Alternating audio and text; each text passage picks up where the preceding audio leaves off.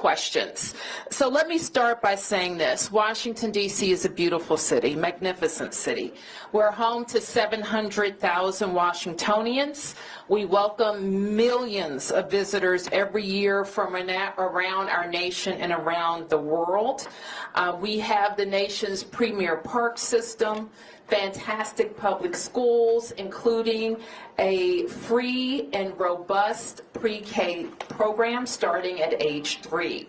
We have a tremendous public transportation system, and we have hardworking people here who are raising families, starting businesses, and hiring workers. So it's very important to me that for all who live here and visit here, just know how beautiful our city is and how proud we are of all that we've accomplished here. We're unique in other ways as well.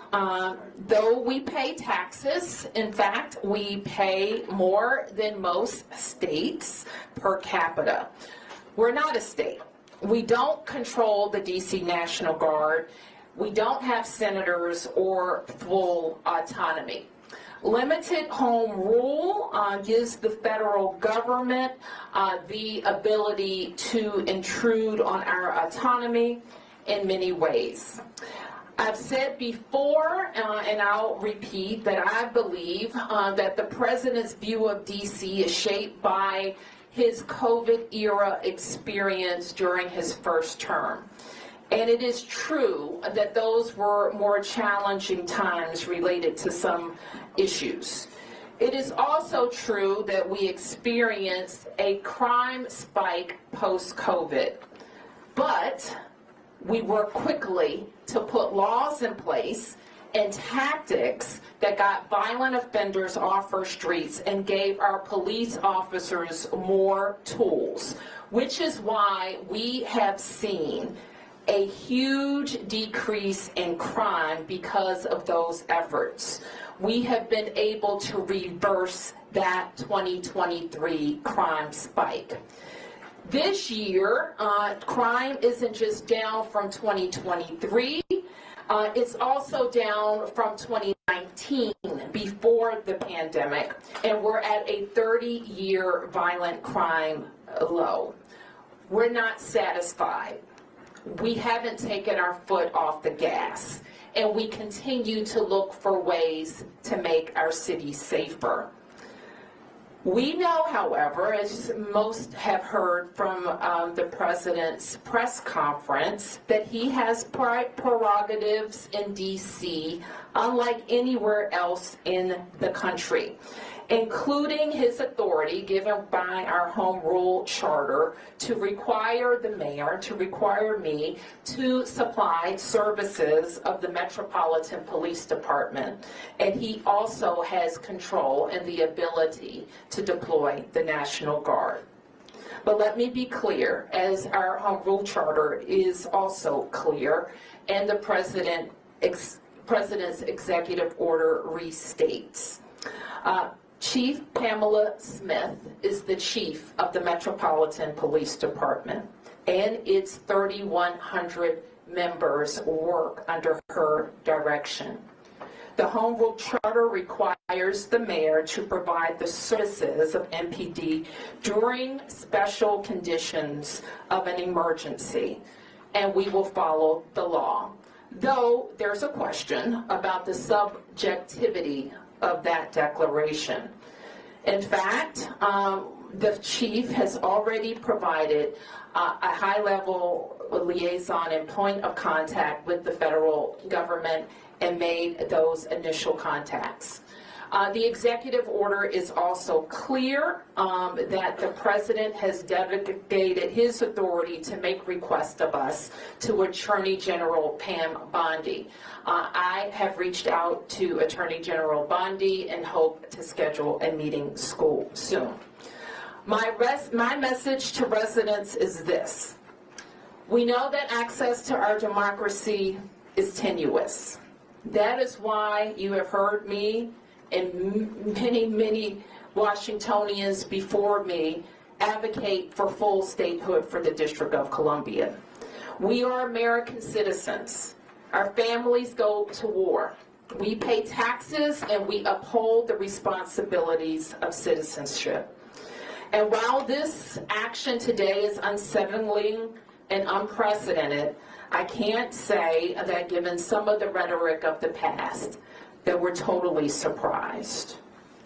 I can say to DC residents that we will continue to operate our government in a way that makes you proud. We will balance our budgets. We will deploy our services. Our kids are going to start school on August 25th. And we will work with the federal government to do the things that they should do for our city, including making sure that we have the judges that we need, including making sure that all federal parks are supported, not just with law enforcement, but with other clean and safe activities, and including making sure that our economy is supported by rational federal actions as it relates to the federal workforce, federal workers, and federal property in the District of Columbia.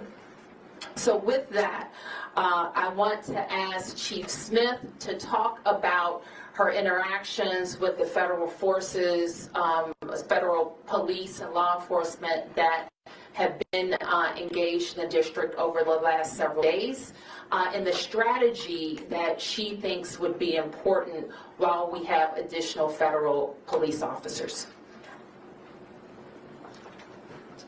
Thank you, Madam Mayor. I'm Pamela Smith, the Chief of Police of the Metropolitan Police Department, and as the Mayor stated, we have a responsibility to support the executive order, and one of the roles that I have is to ensure that we work very collaboratively with our federal partners.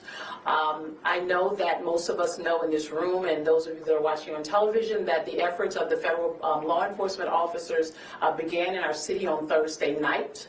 I met with the director of the U.S. Marshal, who has been at that point overseeing the operational component of how the federal resources will be allocated and deployed around our city. With that conversation, it was very, very important for me to ensure that not only do we work collaboratively with our federal partners, but we offer up areas across our city where we can work with them in areas where we know that we want to reduce crime. So that was the effort on yesterday. We spent roughly about an hour just kind of planning and talking through what that's going to look like.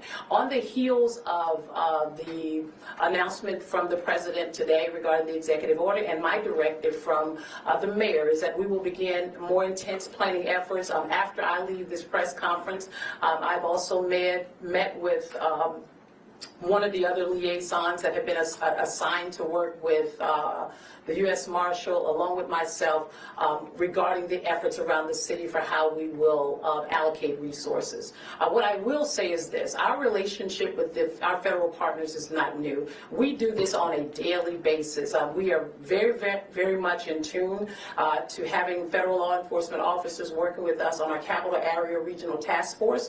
Our federal partners work with us, especially on some of our warrant executions. They work very, very closely with us with our Violent Crime Suppression Division, and it is my intent and my police department's intent to continue those efforts. What you will see is an enhanced presence. The second thing that's really important to me, and I'm speaking directly to our community, is that we have a relationship with our community that is very important to us, our community members. And so having our Metropolitan Police Department working alongside of our federal partners who have come into the city to really help us assess and deal with the crime, that some of the crime spikes that we have, we will work alongside them, but intentionally, we want to make sure that our community understands that we are there. We're going to be boots on the ground.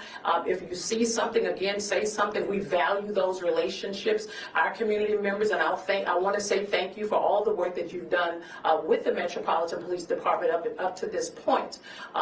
Those relationships are very, very important to us, and we want to continue to build upon that and continue to enhance that. I'll turn it back over to Mayor Bowser now. Okay, we'll take a few questions, and I'm joined by members of my public safety team, including Deputy Mayor Apia and Chief John Donnelly. Yes, please identify yourself. Mayor Bowser, Campbell Robinson of the New York Times. Do you think this was inevitable, or do you think there are things that the city could have done as city council to prevent this day from coming? This is, I don't know. I can't answer that question, and I think that's a question that you're familiar with the rhetoric about the city and how long it goes back. And we also know that we're not experiencing a spike in crime, but a decrease in crime. Yep. Mayor Tom Sherwood, 28 News Radio. You and the chief are talking about partnerships with federal partners who are coming in. The president is talking about a takeover of the city's police department. Where does the chief fit in with Terry Cole, who's the new general commissioner of the D.C. Police Department? Nothing about our organizational chart has changed, and nothing in the executive order would indicate otherwise. So the chief of police reports through the deputy mayor to the mayor of the District of Columbia, and the two people I think that were identified in the presser report to Attorney General Bondi. The executive order makes clear that all requests for MPD services, the president delegates to Attorney General Bondi. So Terry Cole? I don't recall the names. Yes. The Metropolitan Police Department? Where does he fit in that? That's a question for the Attorney General, I think. Yep. Mayor, to what extent are you planning to cooperate in this new framework, or is the city planning anything to prevent this from happening, including any legal action? Well, I think all legal, I think you probably saw the Attorney General for the district, Brian Schwab's a statement about reviewing all legal matters, and I think those matters are under review. The plain language, however, of the Home Rule Charter indicates that there is a declared emergency. It allows the president, it authorizes the president to make those requests. And it says the mayor shall comply with those requests.